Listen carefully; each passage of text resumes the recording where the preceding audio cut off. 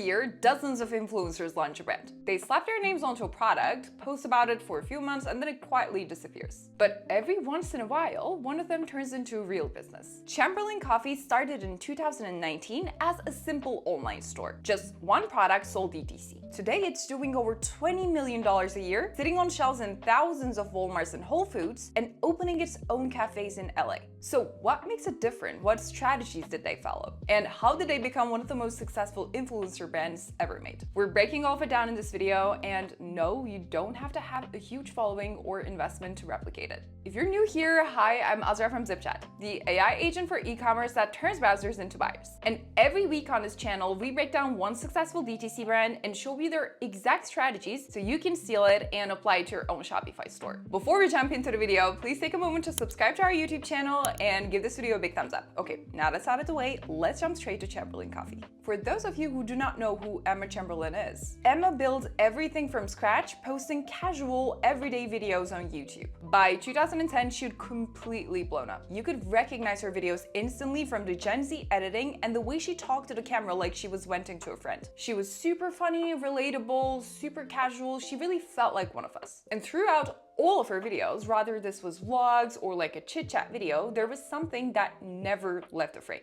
coffee. She'd make an iced latte at home, sip from a to-go cup in the car, or swing by Starbucks in the middle of a thrift haul. Coffee quietly became a character in all of her videos without her trying to make it one. While her fans, of course, noticed this, and what's in that cup turned into a running joke in the comments section. So when Chamberlain Coffee launched in 2019, coffee wasn't a random merch choice. It was an extension of the world she'd been building in her content all along. Funny enough, the idea itself didn't really come from Emma herself. It came from her agent, who kept hearing her talk about how coffee brands could do things differently, and finally said, why don't you just build one yourself? They launched it as a DTC-only online store. Just a proof of concept to see if the audience was really there. It went super well. And then Cool With It, which locked them into being an online-only business for a few years anyway. Now, the original Chamberlain Coffee looked nothing like what you see today. The package was minimalist, brown and white with little hand-drawn sketches. It was cute, but it didn't really stand out. And the product itself, so the coffee was also quite unique. They were selling these unusual coffee bags, basically like tea bags, but filled with coffee, made for brewing cold brew at home. And from the very beginning, they positioned this as a premium product. A 30-pack was around $60, quite expensive.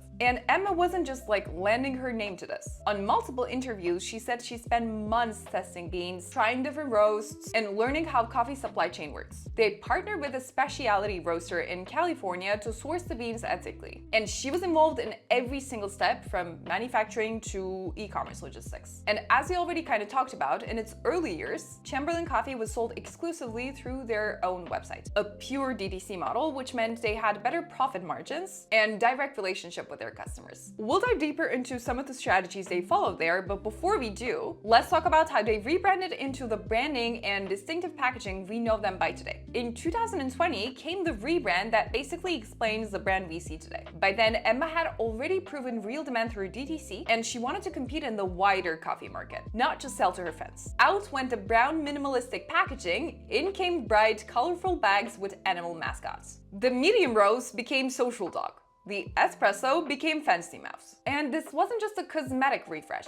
Gen Z buys packaging that looks good on the counter and in an Instagram story. And giving each blend its own character or mascot made coffee feel less snobby and more approachable. The brand voice also got playful and funny like Emma's personality, but without ever a screaming YouTube product. And from there, the product line kept growing. Whole bean and ground blends, instant sticks, cold brew packs, a full matcha line, which pulled in people who don't even drink coffee. And there's a great takeaway from all this. When it's time to move beyond your own website, you need to think about your branding and packaging even more. On your own store, you control everything the customer sees. On a shelf, your product is sitting next to 50 different competitors. And there, the packaging is doing the selling. So you need to make sure it stands out. Chamberlain Coffee's marketing is built on one thing: it never feels like marketing. Emma has never done the hard sell. The brand just exists inside her content the way it always did. She's making a coffee in her morning routine video. She's sipping it on her podcast. It's the same thing her fans watched for years before the brand even existed. Except now the cup has her logo on it. On top of that, the brand runs like any other serious DTC company. Paid ads on Meta, TikTok, and Google. Retargeting ads that follow you around after you visit the site. And a big network of micro-influencers reposting and creating content. Their Instagram has one of the highest engagement rates of any coffee brand in the US. And a lot of their customers are young people who drank their first cup of coffee because of this brand. They also do some super cool collabs. A matcha lemonade with Swoon, a denim pop-up cafe with Levi's. And this is another great takeaway. Your product should show up where your audience already is, and in a way that doesn't feel like an ad. The reason this works for Chamberlain Coffee is that the product shows up naturally in content people actually want to watch. So don't put all your budget into ad slots. Get your product into content, into yours, your customers, your creators, because that's the stuff people choose to watch. Now, I went on their website and there are 3 things that caught my eye. First, subscribe and save is pushed everywhere. And here's why that's so smart, but especially for a product like coffee. Coffee is a consumable, which is like +1, but it is also super addictive. People finish their bag and they need more every single month. And regardless of the product you're selling, getting the customer is the expensive part. But once you have one, the goal is to make as much as possible from that relationship. That's your customer's lifetime value, the LTV. And when someone subscribes, they're basically handing you over their credit cards and saying, just make sure this shows up at my door every single month. That's the best possible outcome for lifetime value. You're not paying to win them back, and your revenue becomes predictable. Second, they have a whole recipe section. Emma's cinnamon bun latte with a video of her making it, step by step, using their products. This is very clever because it gives people more reasons to use the product, more reasons to come back to the site. And of course, this happens all while quietly selling the coffee in every video. Third, the product pages. Every product has a section called the geeky details. The roast profile, where the beans come from, the tasting notes. That's to convince people who are actually here for the quality of the coffee and not just for Emma. And right below that, reviews with star breakdowns and photos. For a brand that gets dismissed as just an influencer product, that's doing a lot of heavy lifting. It shows a new visitor that real people buy this product and they come back for more. So Chamberlain Coffee stayed online only for about 3 years before touching retail. They started in 2023 with Air One. Then in 2024, they went national, around 4,000 Walmarts, Whole Foods, and by the end of that year, they were in 6,000 stores across the country. But then something happened that almost never gets talked about in these brand stories. Growth started hurting.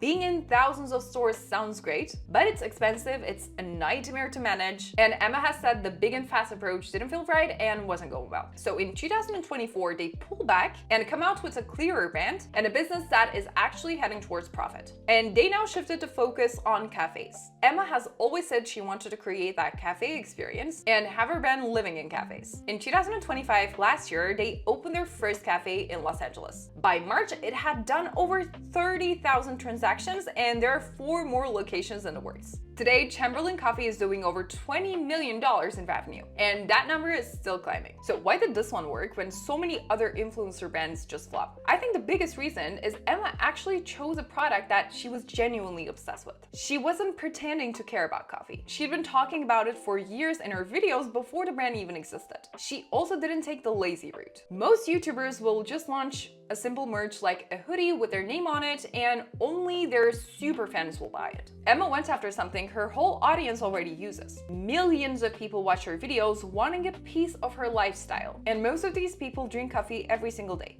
That's a much bigger pool of buyers than a t-shirt or a sweatshirt could ever reach. And the product choices themselves were super smart from the very beginning. The original cold brew bags were something that you can't really find anywhere else, and they were priced as a premium product. She never tried to compete on price, which kept the margins healthy. Then once the first product proved itself, they expanded the line, because not everyone wants the same format, and giving people more options pushes up how much each customer spends per order. So overall, Emma and her team treated this as a true business, not a side project or an extra income stream for Emma. And that's what made them win. Okay, that was it for today's video. I hope you guys enjoyed. If you got some value out of it, make sure to hit that like button and subscribe to our YouTube channel if you already haven't to support us, but also to not miss these weekly brand breakdowns. We literally do this every single week. Thank you so much for watching this video, and I'll see you guys with a brand new brand breakdown next week.